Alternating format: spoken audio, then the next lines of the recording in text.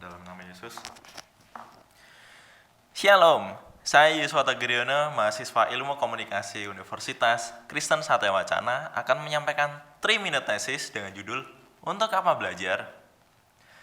Belajar, dan belajar. Hal yang selalu kita temui namun terasa membosankan, bukan? Harus berhadapan dengan buku, mencatat, menulis, mengerjakan tugas. Namun tahukah Anda apa arti sebenarnya dari belajar itu? Dan apa yang akan kita dapatkan ketika kita belajar? Kita seringkali salah paham dengan makna yang sesungguhnya dari belajar itu. Sampai akhirnya tertanam pemikiran bahwa belajar membosankan. Berangkat dari hal ini, artikel saya akan membahas tentang pengertian belajar yang sesungguhnya. Tujuan dari belajar sampai kepada hasil yang kita dapatkan ketika kita belajar.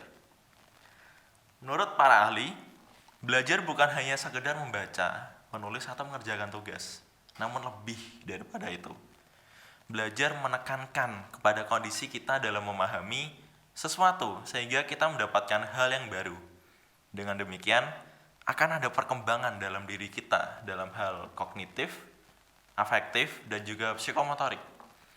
Jadi, belajar itu memiliki artian yang luas, termasuk mempelajari apa yang kita suka, apa yang menjadi hobi kita.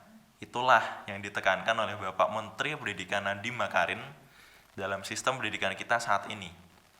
Kita diajak untuk merdeka dalam mempelajari apa yang jadi bakat dan minat kita.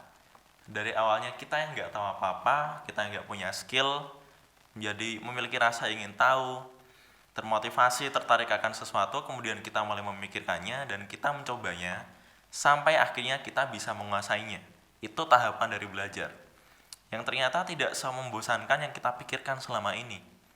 Namun, ada faktor internal dan eksternal yang turut berpengaruh dalam kegiatan belajar kita, seperti faktor jasmani, kelelahan barangkali, faktor psikologis, lingkungan keluarga, sekolah, dan juga masyarakat.